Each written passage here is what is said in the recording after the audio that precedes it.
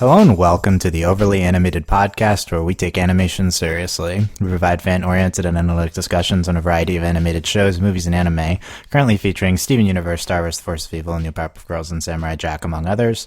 I'm Dylan Hysen, and today I'm joined by Sam Quattro. Hello.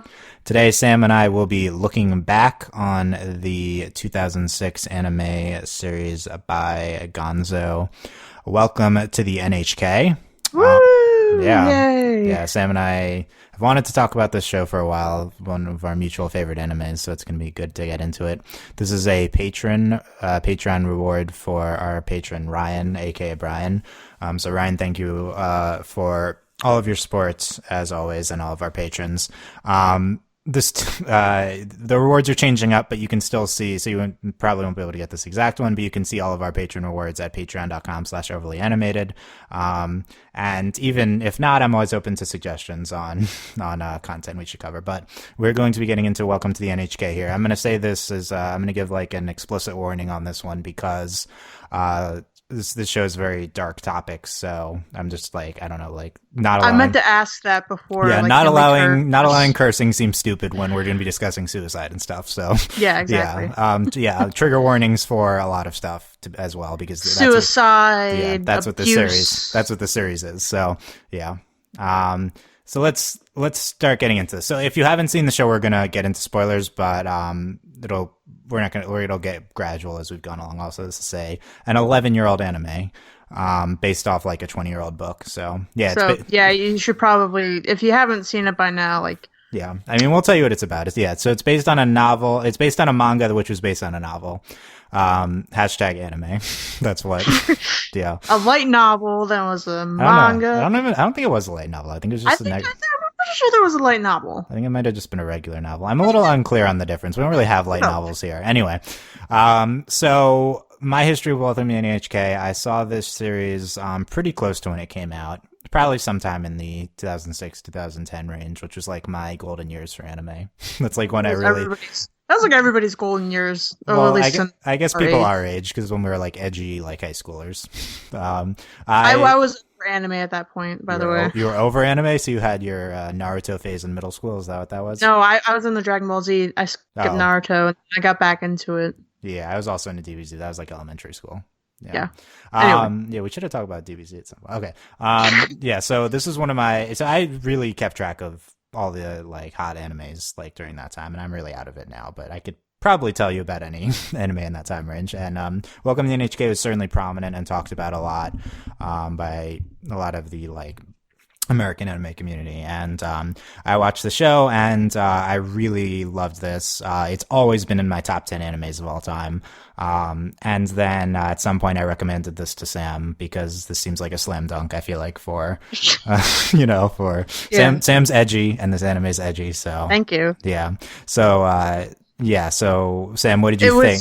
Yes. It was in like 2013, 2012. Oh, yeah, it's that you recommended this to me, or that I actually watched it. Yeah, my first instinct was like, that seems like it should have been before that, but that was 5 years ago now. So yeah, it was winter break my freshman year of college. Oh, that's a good time for this. Yeah, the edgy. Yeah, time, I specifically remember watching it in that bedroom that I was living in at the time. Yeah, I've had that before. You remember doing something in a certain place. Usually I don't have that with shows, but I understand. Yeah. Anyway. So what did you think of this show when you first watched it? And what did you like, when's the last time you saw it, and what do you think of it now? Ooh, I loved it. As I recall, the first time I saw it. That was when I was really starting to get into media that I can relate to more, I guess you would say. Like, at that point, I was, 18 years old, and I was like, oh, I'm me, and I'm trying to figure out who I am, and blah, blah, blah. And, Dylan was like, hey, Sam, this seems up your alley. I was like, okay, and then I, binge watched the whole entire thing in one day, or something like that, and I really loved it, and it was amazing. And then I didn't really forget about it, but then, I just 23, 24 episode anime that ended at that point, 6 years ago, didn't have to keep up with it anymore. But then this past fall, so fall 2016, I decided to rewatch it. And again, I like pretty much binge watched it in like 2 or 3 days. And I still really loved it. I found even more about it that really resonated with me and that I can really like connect with, even more so than my initial watch. And seeing as how that was, I don't know, maybe 4 or 5 months ago, so that's pretty recent. I still have pretty high opinions on this. Yeah, yeah, nice. Yeah, I saw it close to when it came out. I rewatched it a few years later, but I hadn't seen it in a while. I didn't rewatch the whole thing before now, but I did rewatch the first 2 episodes and then the last 2 episodes. You didn't watch the middle two that I gave you? No, I didn't get to that. No. Yeah. Yeah. If I was gonna watch a fifth and sixth, it would have been those two, but I didn't. So I'm gonna defer to Sam on like content from the middle of the show in case I don't remember it. Of course. I do like, this is one of the shows that like, it's weird. I like remember my opinions of this show. So a lot of the opinions of the series as a whole are going to be like, my opinions from, 5+ years ago.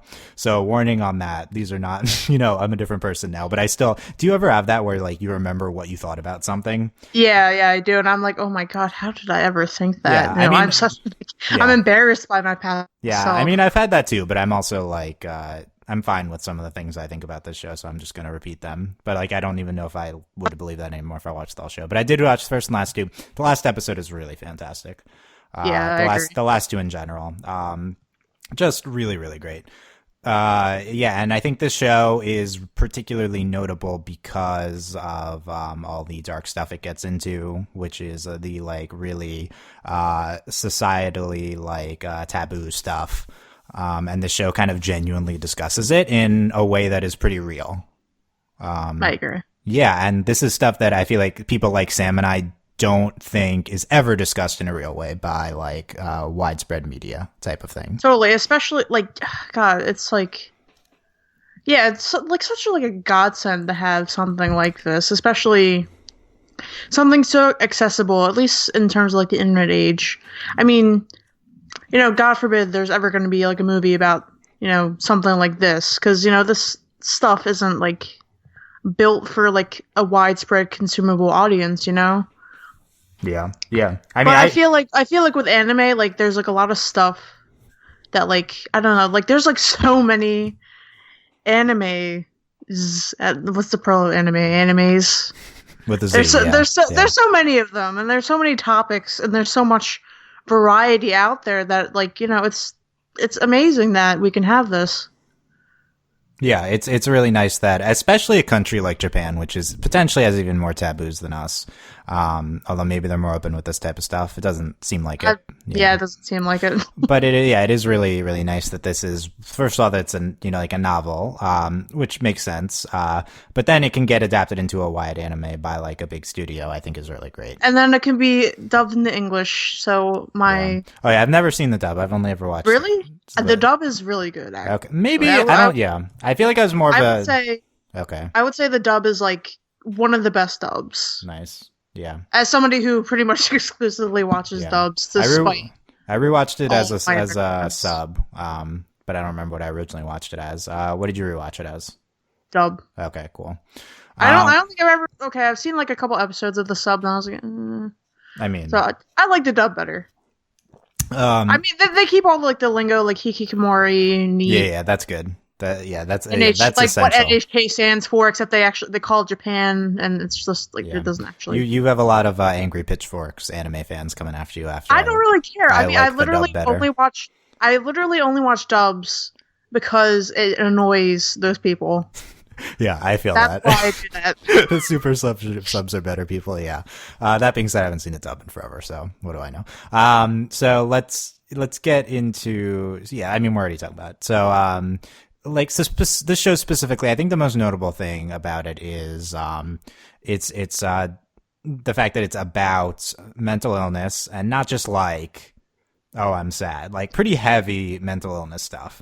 potentially schizophrenia stuff to be like, I don't know if that's, what we're specifically getting into, but there's like clear like hallucinations and delusions and stuff like that. Pretty heavy depression, like suicide. The finale is all about suicide. and, I assume other things in the middle, which I don't even remember. Yeah, there's like there's suicide like all throughout. Yeah. Pretty much. Yeah. Especially like those middle 2 episodes I told you to watch about the offline meeting. Yeah, I read descriptions and stuff. And it also gets into this concept of hikikomori. This is like the hikikomori anime, kind of, and it like I didn't know that thing was a thing before this, so yeah. It really it's like it was a thing like when this was out like years ago, and it still is. Like it isn't like a revolutionary new concept to the West, but yeah, you'll still see articles on like major news sites every once in a while, like Japan's hikikomori problem, and like it's like, wow, what a revelation. But yeah. So for those who don't know, hikikomori is like basically like really agoraphobia. It's just Phobia. I can't say that word. Basically, fear of like leaving your house. Yeah, it's just extreme shut-ins, basically. Yeah, basically. In Japan. Yeah, I mean, I assume most people know this because they've watched the show, but probably. Yeah. So it's and getting into that and treating it in a real way as well. Yeah, I think one of the best things the show does is it doesn't delegitimize anything it talks about, and it really treats it seriously. Like even hikikomori, which is like those people are like looked down upon in Japan. I don't think the main character is treated like with disdain, like by the lens of the show ever. Yeah, it's more just like showing his struggle and stuff like that. I don't know. There are some parts where there's like a whole like otaku arc. Yeah, yeah, a whole bunch of stuff where it's just like, this guy's kind of weird, but yeah, I mean, but like that's not what you're talking about. You're talking about more like the serious stuff. Yeah, the show goes on. I remember. Yeah, the show goes on a lot of different arcs in the middle, and it like every anime, and it gets into other like subcultures of Japan, including otaku stuff for sure. They like make a visual novel, so the N.H.K. and it's what I was like, oh, that happened. So I think that's like the main plot of the show. Yeah, like. From episode 2 to like episode like 21, that's what they're doing. Yeah, it's pretty interesting. I think the show is great. My big talking point, my 10-year-old opinion on the show is that much like a lot of animes that are this long, that are 24 episodes as opposed to 12 episodes, it like loses sight of its overall concept in the middle. It moves on too many arcs that aren't as good as the main point of the show, and it maybe loses sight of the really interesting kind of mental illness stuff that it's getting into, with all the characters that aren't ultimately important, and the activities that aren't relevant to the beginning or end of the show. Yeah, I agree. I mean, I found myself on rewatch wishing that it was more concise, because there's just like it feels like, I don't know, sort of like a comic book almost. Like we have introductions and arcs that get wrapped up pretty almost neatly, I would say. Like the whole pyramid scheme arc with the class representative who's like trying to his Sato's like former class rep back in high school, trying to like get him into this pyramid scheme, and her brother is also hikikomori, and he was like catfishing. No, that was a different arc. But they were all playing like this MMO together, and it was just all like a lot of stuff happening. And I think a thing that justifies it narratively is like it's all happening pretty much within like a year and a half, something like that. So it's like on like a concise timeline, and it's not just like random shots of plot out into the ether. So in that I can like relate, where you get into stuff and like different events at different times in your life, in a year, whatever. But still, like in terms of like a 24 episode narrative, I definitely agree that it did lose sight of the overall plot. But do you think when it gets into those arcs, it loses the power of its main commentary on things like suicide and depression? No. Okay, because that's it good. it definitely, with most of the arcs, it gets brought up. Okay. Yeah. I think that's the best way to do that. I think that the general default anime structure. This is a problem with that in general. When you base things off of mangas and visual novels, you don't adapt them into like a linear narrative. It just creates kind of these segmented seasons, which I think don't work as well as more of a straight line narrative. It's a very common problem with animes. I mean, it's not. I call it a problem. It's more just the reality. It's just like how it works. I don't. Yeah. I'd prefer it didn't work that way, but I don't know. I don't know. We're in the West, and Yeah, we have a different perspective. So, let's talk about some stuff I notes. Let's talk about Tatsuhiro to start. The Hikikomori lead. What are your, I don't know, overall thoughts on him? He's an interesting guy. Yeah. I mean, a lot like he gets like really into things like a lot. Like he deletes his OS on his computer for porn. Like like at some point in like one of the earlier episodes, he gets like addicted to porn, and he downloads so much of it that he deletes his OS, and he like gets addicted to an MMO later, and he like doesn't leave his room for like months. Well, obviously he's a hikikomori, but like at that point in the series, he was making strides to like recovery, but that was just like a complete stunt. And like he has like a whole otaku thing in the beginning, and just like a whole lot of stuff. And he's a little bit of a pervert as well. And I don't know. Well, I don't know if he and I would personally be friends. I enjoy watching him, and I can definitely relate to the things that he says.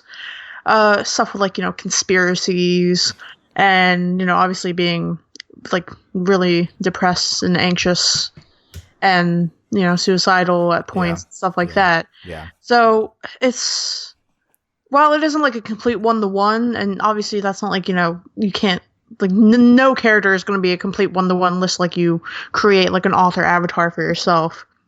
But there are like the main overarching points about him that I can definitely relate to, and that I like, and that I really enjoyed seeing on the screen. Yeah. Yeah. I want that to be a preamble to you discussing every character is, well, I don't know if I would personally be friends with them. No, okay, well, there are a couple characters that I think I would personally be friends with, so... Well, I don't know if I would personally condone these actions. I think they're interesting, yeah. That sounds. I mean, I don't know. I don't have to be friends with him. I mean, he's in Japan. I mean, he's also fictional, but... That's true, but yeah. So yeah, I think Tatsuhiro is interesting. I'm interested in getting into his the mental stuff surrounding him. I think a potential criticism of this show is that the first two episodes and the last episode wants to paint, or maybe just the first episode, Tatsuhiro as a paranoid schizophrenic. Yeah.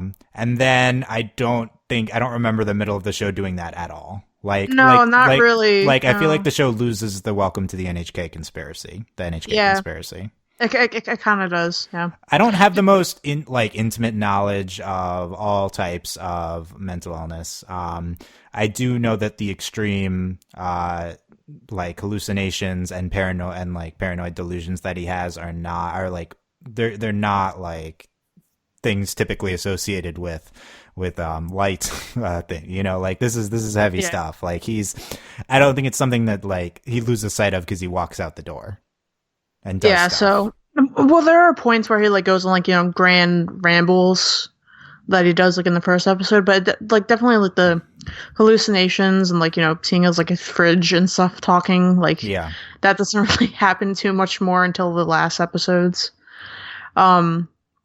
After like all of his friends pretty much leave him and stuff. I don't know. Yeah, it's definitely not like a light thing, and I don't think this would like automatically just like go away by itself. I think in terms of that, like the hallucinations and stuff, not so much the delusions, because the delusions are still there. I mean, that stuff is just the hallucinations. They seem more like narrative driven. Like when the plot calls for it, it comes.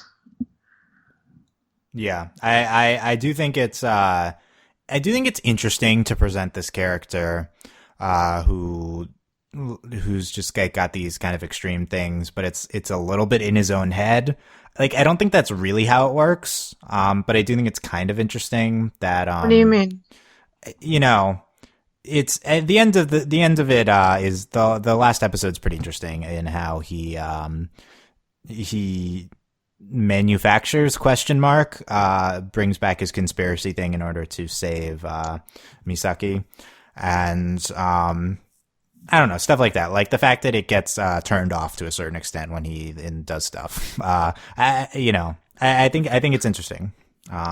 It is, but at the same time, like I can definitely say at points in my life, there have been points where I've been less that way, less kind of weird for lack of a better term when I'm around other people and there's other stuff going on and I'm not just like sitting in my room. You know what I mean? So basically, Yeah. the idea there is like activity and like Yeah. stuff like that breeds, something to do and like less time in your head. You know what I mean? Yeah, I think it captures that really well. That's a great way of saying what I was trying to get at. Yeah, I agree with that. Like, if you're cooped up in, alone, I think stuff builds up and it's lessened even if it doesn't go away. So maybe the show does a good job of portraying it not going away completely. I could have used some more of the N.H.K gremlins throughout the series, but yeah, I think it mostly does a very good job with that and like how his interactions and just doing things help with his mental state. Yeah, I find his character pretty interesting. We'll come back to him. So let's. I want to talk about Misaki, and I love her. yeah, I really love Misaki. She's one of my favorite characters. I We think. probably wouldn't personally be friends either, but I really like her. Well, we probably personally would not be friends. I think I I'd be. mean that, and like I see a lot of myself in her. Yeah, me too. I think I'd be friends with Misaki. She's awesome. So I think the really interesting thing about her is the portrayal and that she's kind of like a twist character where she's a lot of things. She's kind of vaguely presented throughout the series. Maybe she does some things in the middle, and then it's like the reveal of her backstory and the fact that she's also going through all this tough shit as well. In the last two episodes, I find her arc at the end of the show extremely effective. Yeah. Yeah. What do you think of her in general, especially her, what's going on in her head as well? I don't know. I feel like it's very understated in contrast with Tatsuhiro. That's how you say his name, right? Yeah. Yeah. Good. All right. Because the dub calls him Sato, and I don't remember. Really? It does? Yeah, it does. Okay. All right. Anyway. Yeah, I feel like it's really understated because the whole time we're at Tatsuhiro and it's like, all of his stuff, and Mizaki is just somebody who is trying to like take care of him and has like really mysterious motives. And as it turns out in the end, like her motives are more driven by like her past and like her past traumatic experiences. And at least to me, that makes sense. When your life is like falling apart and you have had this like really impossible childhood and this impossible like way that your life has gone by, like abuse and neglect and just all this like bullshit, you want to focus on like somebody else and try to fix them so that you don't have to deal with your own problems. And that's something I can really relate to, definitely. And in the end, it's just, she doesn't feel like that's enough. Like, she didn't help Tatsuhiro enough. Like, he helped himself, and she didn't really have too much of a hand in that. And so she decides to kill herself. And, while that may like, logically seem really extreme and, like, whatever, like, that's where she's drawing her worth from. Like, from this guy that she is trying so desperately to help, and in turn just like help himself, like really without too much of her intervention. She feels worthless and she feels like, what is the point? And that's something that, I can really relate to. And I don't know, it's something really complex that not a lot of media, if any media, any narrative really hits on. Yeah. Yeah, I like you throughout the whole series. You're wondering like what is up with this experiment and her contracts and stuff, and the second to last episode really like explicitly portrays that this is where she's drawing her worth from. And there's this one scene in the second to last episode where she tries to present him with this what is it? This Contract about like being together. Being together, yeah, and it's so good. That scene is so good. Like, just her talking about loneliness and getting into that. And just her character breaking down because it was so predicated on, her bossing Tatsuhiro around and just drawing her worth from there. I agree. That's not something that I can think of that has been portrayed elsewhere. I just love that scene. I love her just like desperately trying to communicate it through a contract is like one of the only ways she can, and then it comes back at the end in one of the last scenes. This it's putting these reveals like this off is it's narratively like risky because you don't like this is the best part of Misaki is her in the last two episodes, and you don't get that most of the series. It's like a 24 episode series.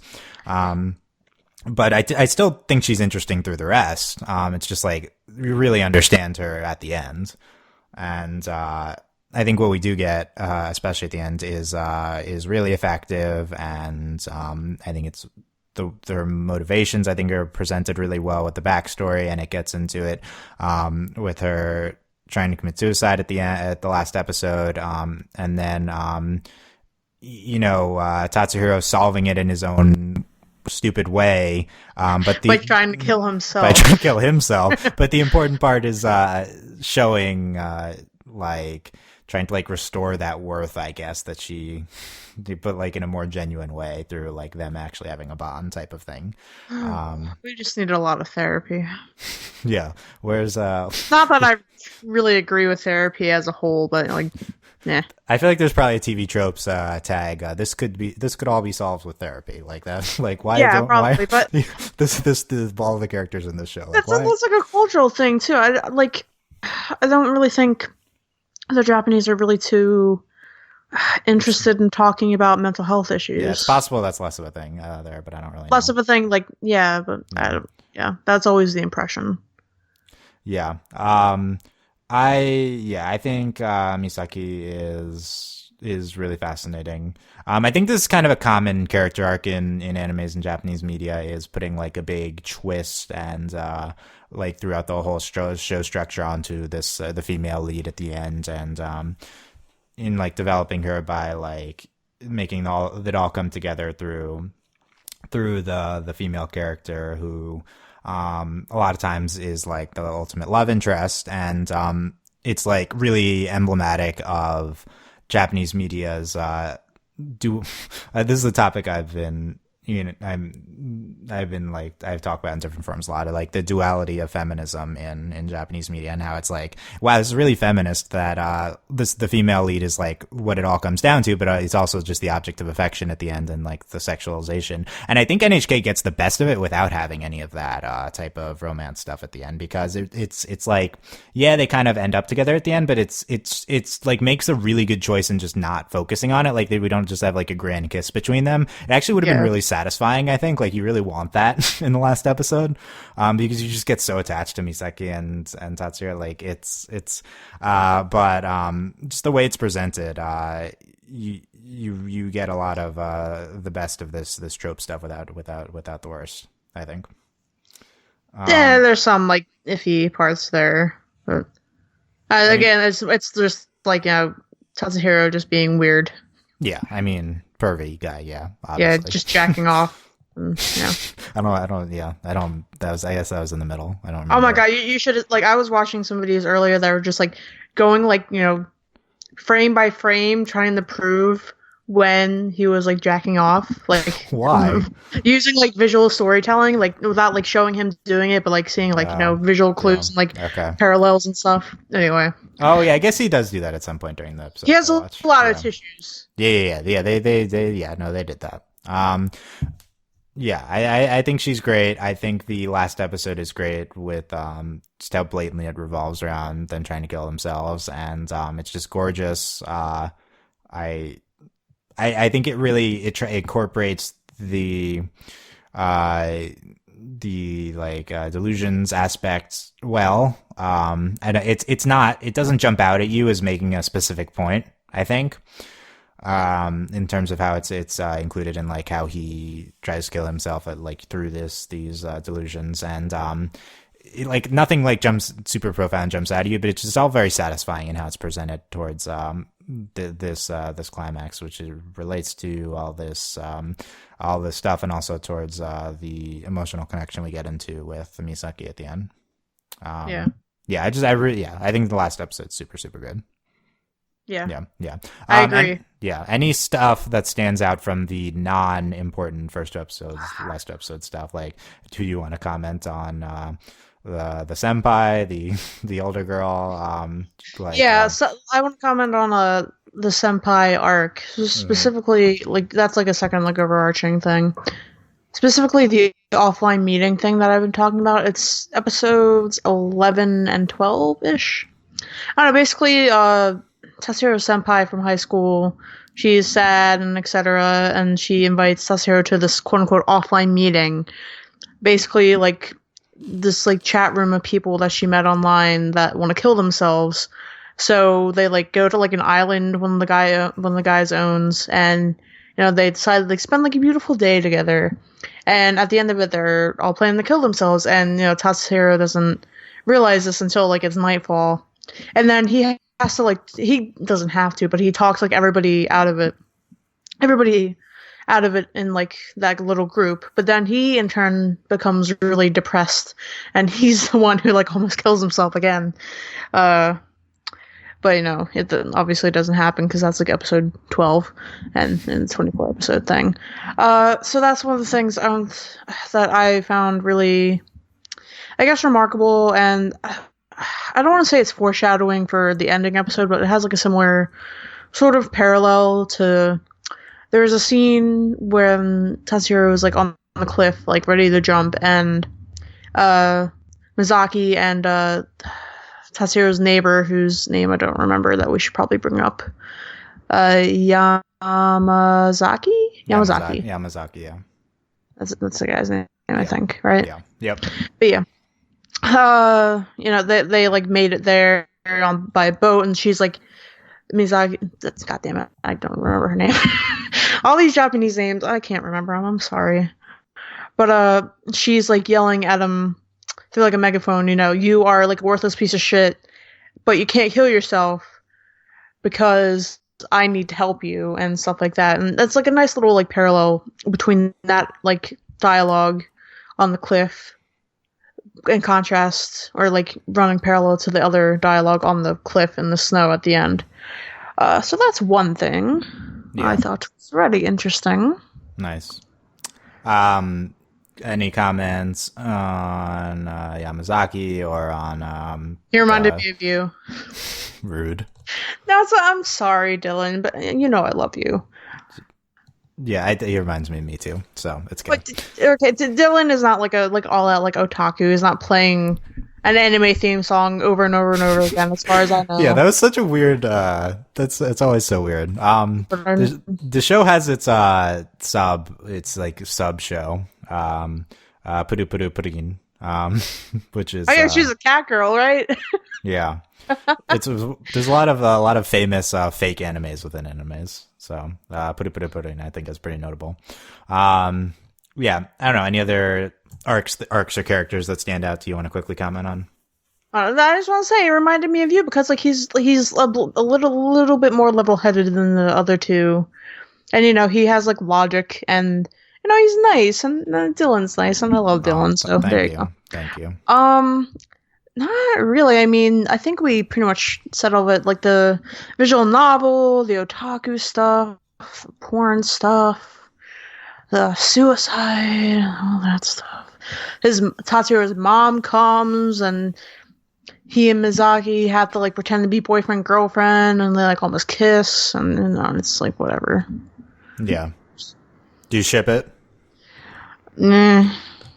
The correct answer is yes, I I mean, think. I wish Mizaki was gay, but that's not gonna happen. Um, yeah, I think the ending with the contract is kind of like their like the way at the end it's what do they say, the hostage type thing where they're always they have to stay alive for each other. I think it's a really fitting end to the I don't series. know. Okay, so I know like logically that's like a hostage sort of thing, but I think that's like Hostage is in context. That's a word that comes up a lot in animes for this type of thing. I So guess, but yeah, I feel like that's more just like you said earlier, like she can't really find the words or like another way to express how she feels, so she has to do it via contract. yeah, But it's sort of like that they'll have each other's backs and that they'll go through life's like shit together, yeah. and I think that's a really sweet sentiment. That's like a promise, and like I don't know, that makes me feel a way that I Yeah. wish I felt in real life, but I do not. Yeah, I think it's really good. It's a really feel a good feeling ending, and while you want them to have like some sort of romantic thing, this is like the most fitting thing for the two of them and their screwed up I selves, think and it's Misaki's cute, by the way. Misaki. Yeah, I think she. Yeah, I also think she's cute. I So like her good. hair, and I like that she wears like a long sleeve, like baseball shirt with like shorts with like a Yeah. skirt. I wear that often. The show's animation, I think, is ends up being kind of perfect for what it is. It doesn't look good in 10 years later, but I think it's like it's Oh, kind of. I like the animation style. It's like a Then again, simple. yeah, no, I think it's great for what the show is, and I think also the climax within the snow on top of the mountain looks incredible. It's simple, not ugly. Yeah, I agree. I agree. I think it's simple and a little like hard lines. I don't know how to Yeah. describe that better, Nobody but has like blue hair or pink hair or anything. Like I nobody's the anime protagonist. I assume Puru has some sort of Okay. colored hair. All right. Well, she is like an anime within an anime. That She's doesn't count. she is an anime. Yeah, agreed.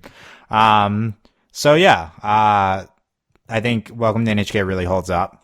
Still in my top 10 of animes, I'd say. Agree. That's my number one because I don't really watch a lot. Okay, no, I lied. Cowboy Bebop is number one because I've said that before.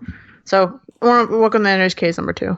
Okay, yeah, thumbs up. I think it's probably in my anywhere between 4 and 8 for me. I don't know. There we You go. watch a lot of anime, Dylan. I used to. I haven't really stayed up with it. Still watch a Not good really. amount. I haven't really seen anything recently, but All right. yeah. Whatever. Yeah, this I did enjoy watching some episodes of the show, and I would recommend checking it out again if you were like, oh yeah, that show, and you hadn't seen it in a while. So let us know your comments, your experiences with the show in the comments, YouTube comments, or anywhere else. Check us out, overlyanimated.com, and you can post there. Consider supporting us at patreon.com/overlyanimated. Thank you very much to all of our patrons, especially our patron of the podcast, which I already mentioned, Ryan, aka Brian. This is his patron reward podcast. Yeah. Yay! Yeah. Thanks. I really wanted to talk about this, and I was going to write an article like months ago, but I didn't. Yeah. Maybe I'll still write one. This is a good article show.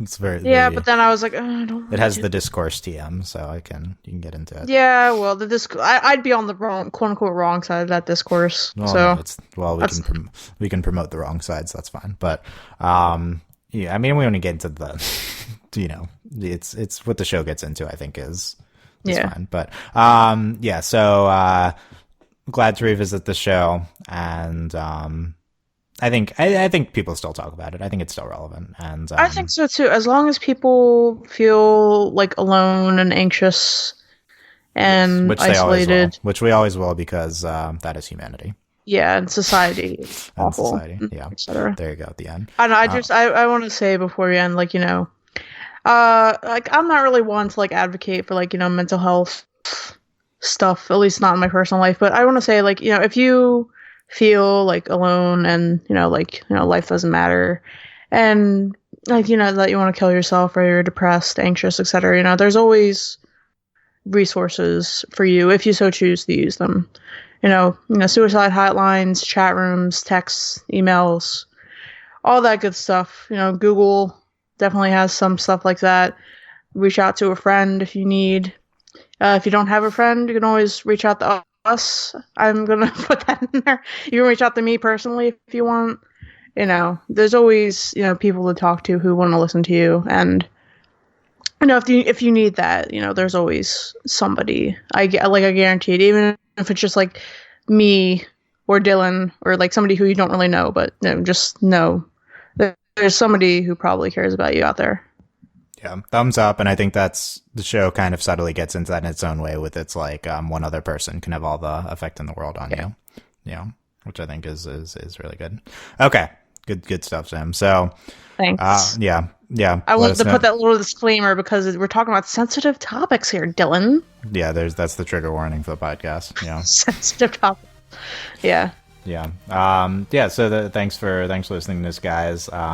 Check out our other stuff, foreverlyanimated.com, and we'll have other stuff whenever this comes up. But who knows when this is? Who knows when? But thanks for listening, guys, and we'll see you next time. Bye. Bye.